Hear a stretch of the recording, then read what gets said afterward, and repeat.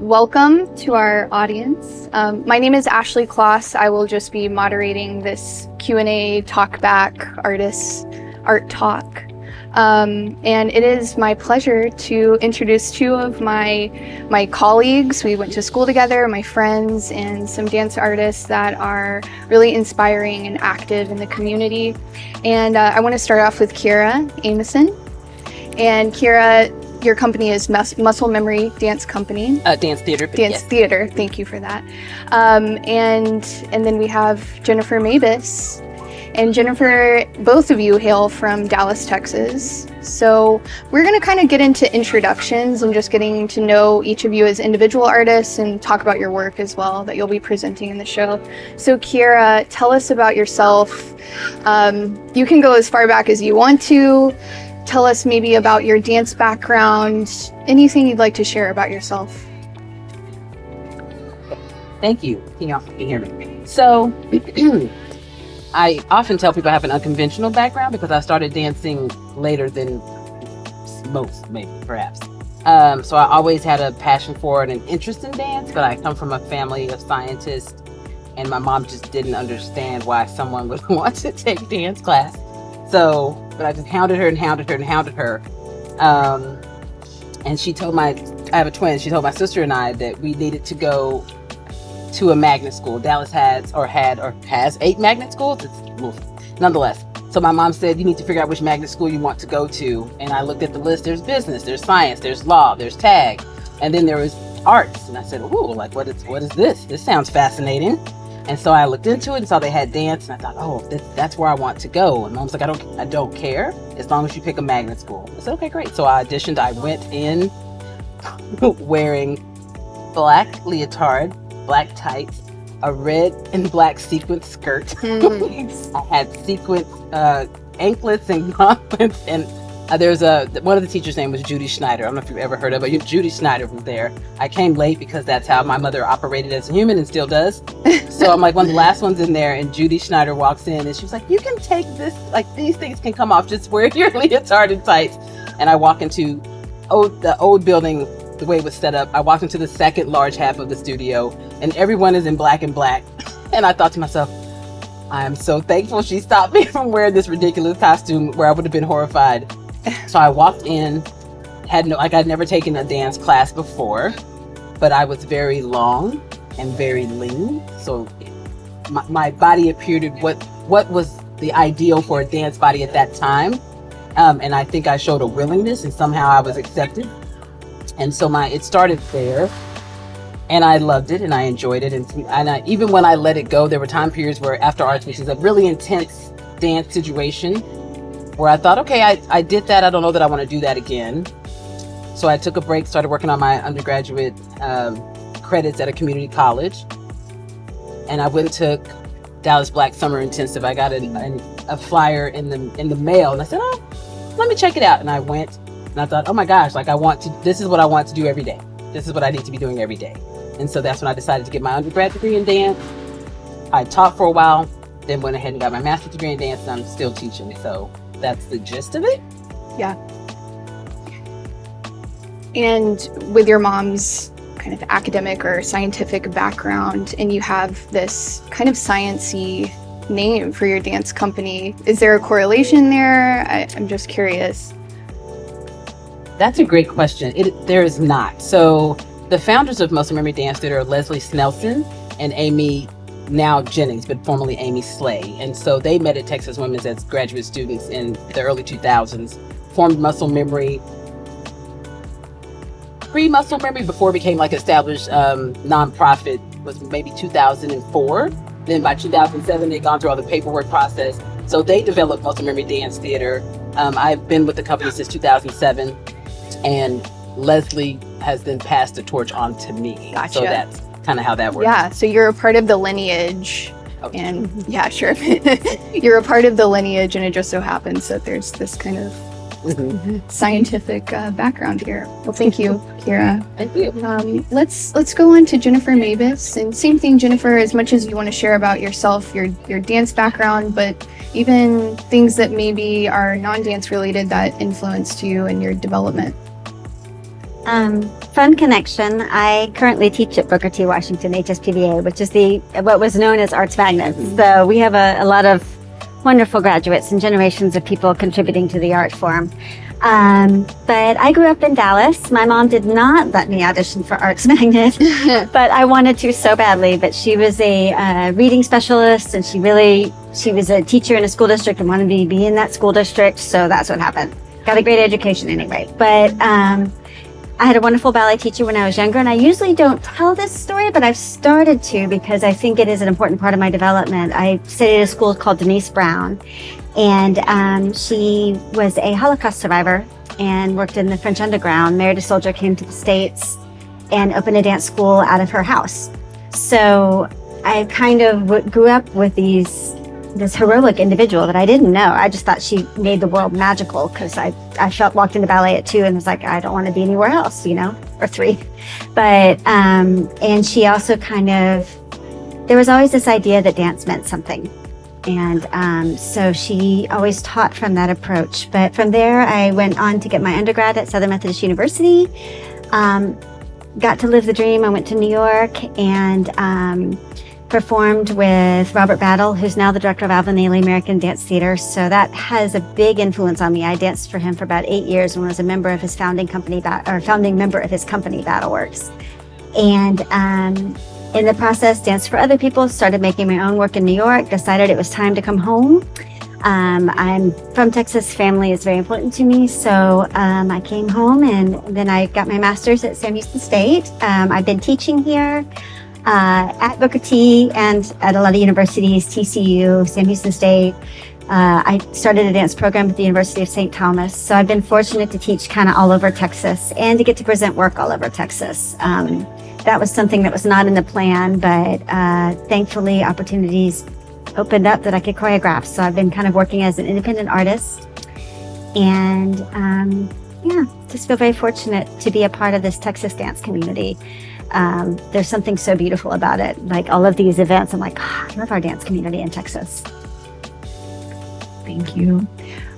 So we'll just start with discussing your works tonight, the works that you'll be presenting. If you could tell us the title of the work, basic details, and then going into what we can expect maybe from a movement standpoint or a thematic standpoint.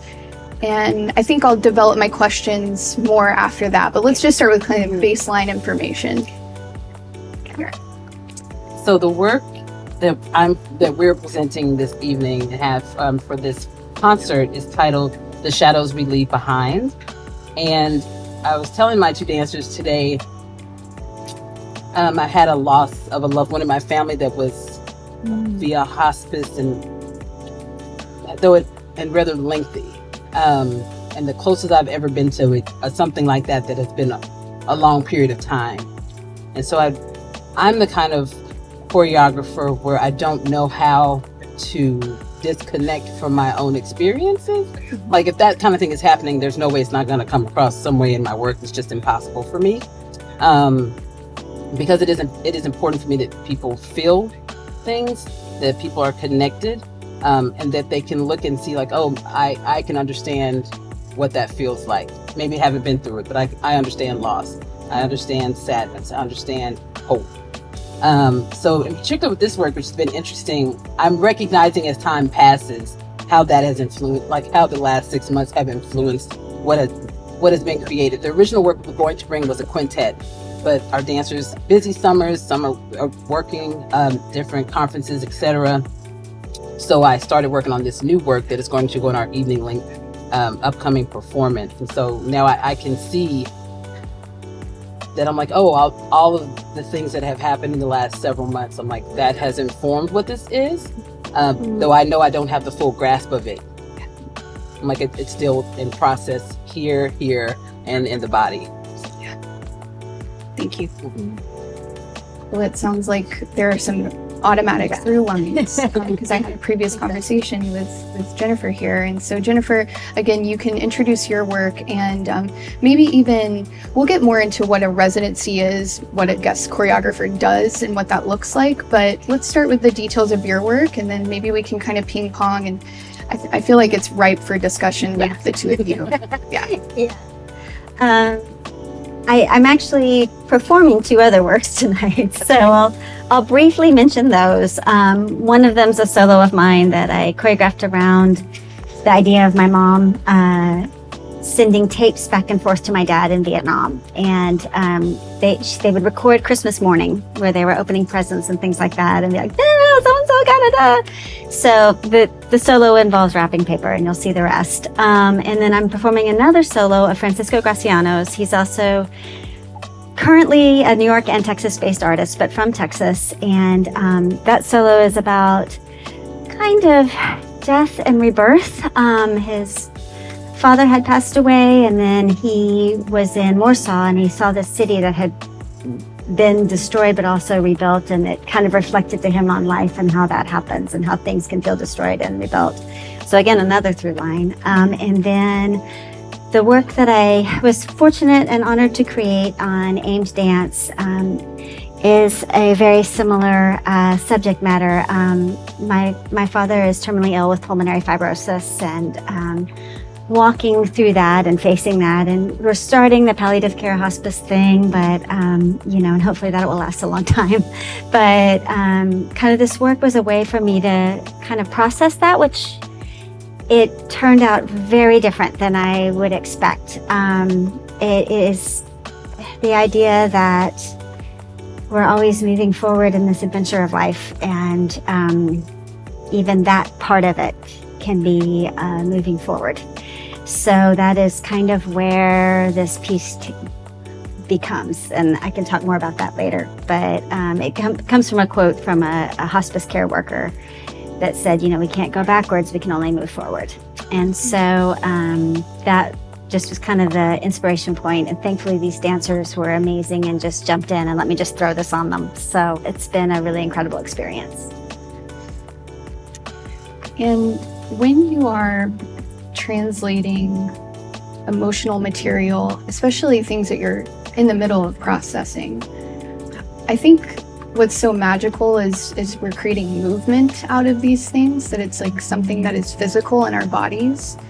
And I don't know what my question is exactly, but maybe you could kind of talk us through like the process of translating. And I'm thinking maybe even for people that are non-dancers or they've never seen how choreography is built, if you could kind of describe that for us, Kiera. We'll start with you.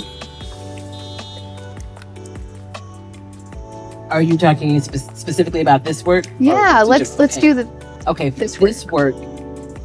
We work pretty collaboratively as far as I'm like, so this is what I'm thinking, and I will show.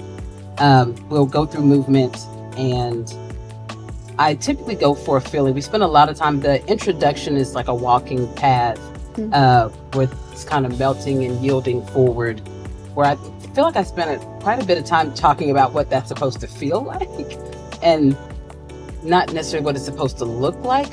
So I'm looking at going like, oh, like maybe not so much arch, or maybe more, because it's what it should feel like to a person, more like what it feels like to kind of just give in, like what that feel like, looking for hope and then just kind of letting that go. So for me, it's me being able to look at it and go like, that's what it feels like to me. And I would assume it feels like that for others, but I'm like, for me, which may sound selfish, and I think I'm okay with that, because it's about me watching my experience, watching my mother's experience, watching my siblings and my uncle, and then going like that, yeah, that's what it felt like. So I'm like, that feels honest. I'm like, okay, this feels like, does this feel honest about what I went through or what I feel like now, within the realm of dance? And then of course there's the finding music, and like, do I feel like this is giving me what I want it to feel like? So this one, again, that's something that's important to me. More often than not, it's important to me that the audience feels what I want. I don't say what I want them to feel, but what it is I'm trying to convey. But in this case, I feel like this one, because it is so close, because this person passed just a little over a month ago, that right now it's still about me. Yeah. And us, like my family. And I wonder as it shifts into this full length, how that might shift as well. Yeah. But right now, this excerpt, this portion, that's what's resonating. Does this feel like how I felt? And if that's true, then I think I keep moving forward with it. Nice. And it sounds like you're processing something, and there's a physicality to that process. And so, Jennifer, kind of same question, or if you want to piggyback off any of that.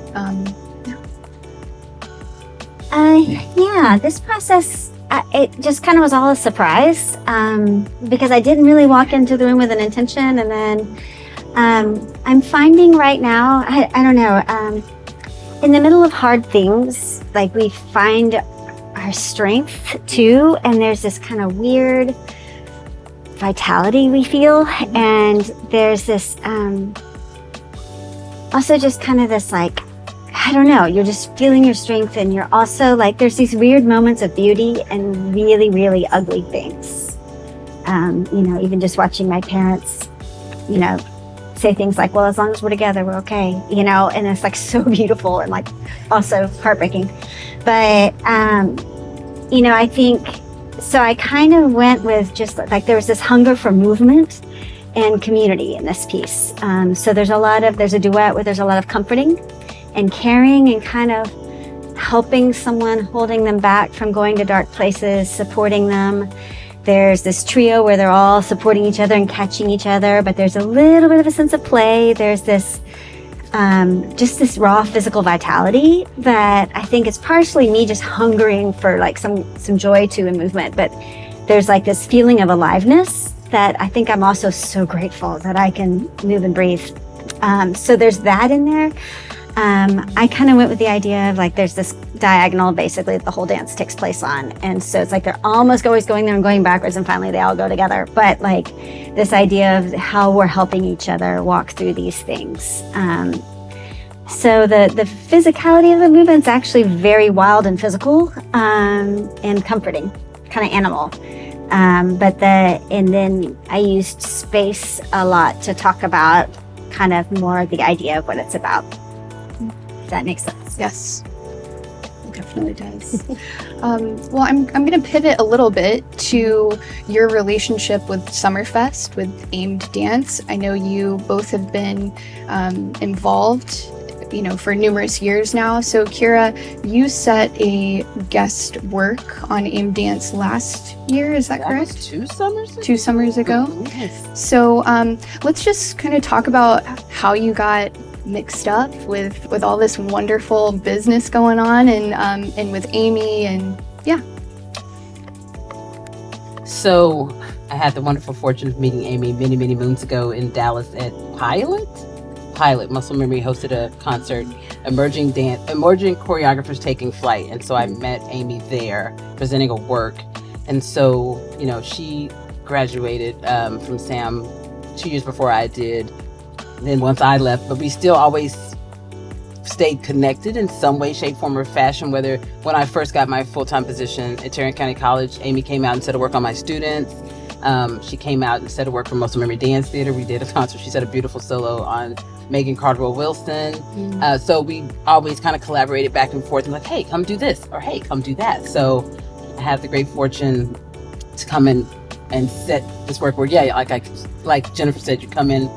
I didn't know exactly what I was going to do, but I'm like, let me see who I'm working with and what we might create, which is always daunting, but also exhilarating at the same time. And like, who knows what could happen? So I've had that wonderful experience. Again, Muscle Memory came last summer, and we presented a work. So I think this is my 3rd summer in a row of many to come where we've been able to participate. And it's lovely to be able to stay connected to people who have the same love and passion of dance and dance education and sharing of artistry, because that doesn't happen everywhere. And just when you find like, this is a community of people who love this art form and want to share this art form and have something to say and want to be open to what you have to say, like I think that's something to be celebrated and to embrace and to run towards as much as we possibly can. And similar question to you, Mabus, but Jennifer Mabus. That was my nickname in grad school. Yes. But I also, maybe we can start off though with talking about the choreographic residency, and just talking about, it was a 2-day residency. I think people might find it interesting, like what the schedule is like and how quickly you have to make, not have to, but you have the beautiful gift to make it work. It's actually a good problem. It is. Actually, Amy changed it up a little bit this year. So there were 2 of us that were here at the same time, and these 4 dancers had 4 days with both of us, but they were shorter sessions. Yeah. So they had, one of us taught class at 9 a.m. and then they went into rehearsal with one of us for 2 hours and the other of us for 3 hours, and then we flip-flopped each day. So it was, it was still pretty quick, but the second day I was done, then I fixed and futzed with, and but I think the dancers were pretty open and are used to this process. So it was a very easy process. I was just kind of like, okay, let's see how they move. Okay, then let's go, and what music are they responding to that I'm kind of pushing through my playlist, and okay, we're done. And we got most of the material out the first day. The second day we started putting it in space. The third day I added a little here and there, added an opening solo, and that was it. And then the fourth day we were like, okay, what costumes should we wear? Which we wore yellow dresses.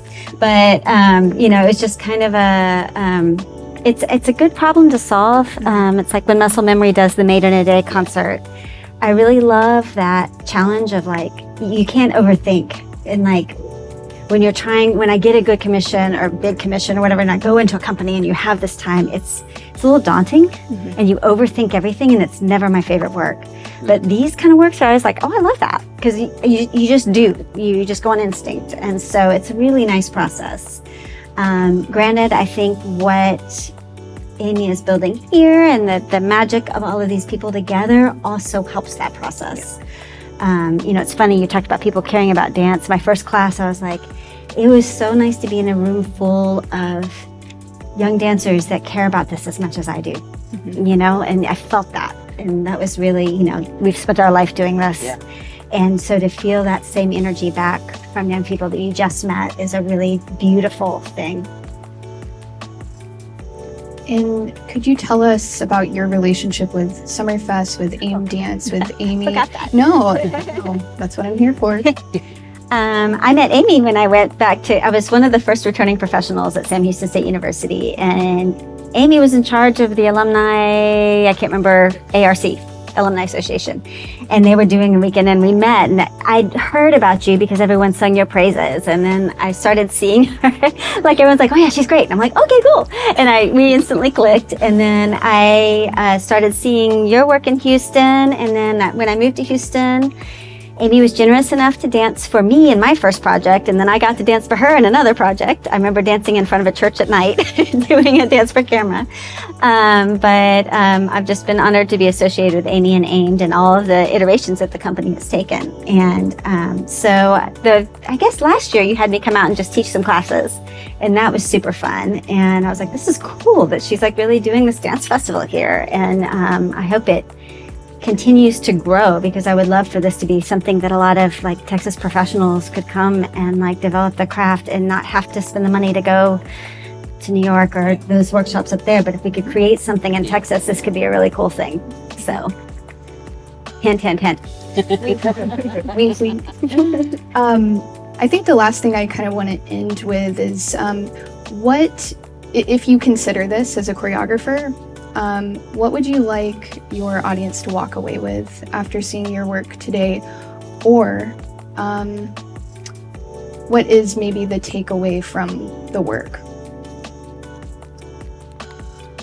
With just about every work I ever make, I feel like my way of connecting with those that I don't know is moving.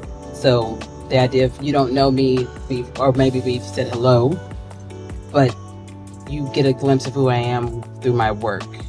And if you can connect that and go like, again, like, oh, I know I have felt what that person is feeling, or no matter what the work could be about, but that to me is really important. The idea that movement conveys emotion and feeling, and the feelings that all of us, no matter our age, our race, our economic backgrounds, our religion, all those things, when you see the movement, I'm like, I felt that. And that's how we can, for me, that's important for us to connect that way. Yeah. Yes, please.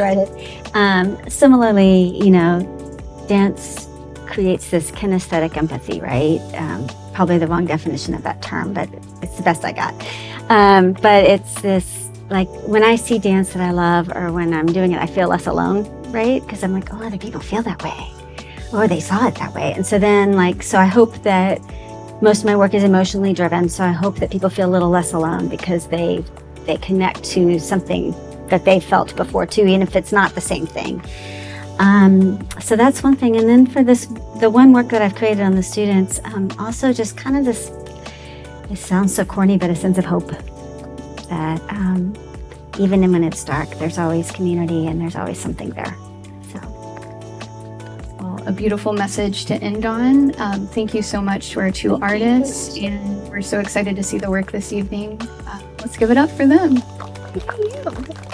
Thank you.